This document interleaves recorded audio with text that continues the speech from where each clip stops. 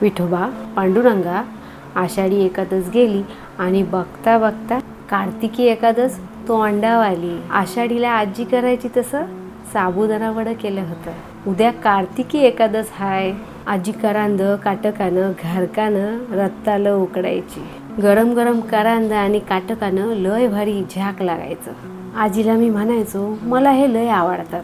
आजी म्हणायची वैसू माझा विठोबा पांडुरंग भक्तीचा भुकेला आहे। तो देवलात कमी माणसात जास्त राहतो। त्याची जर मनापासून भक्ती केलीस ना तर करांद आणि काटकानं काय उभ्या आयुष्यात तुला पाहिजे ते सगळं मिळेल। माझा विठोबा माझा जगाची माऊली। मी आजीला बोललो मज तवा आजी म्हणाली माऊली मज आईसारखा आईसारखी माया असलेला।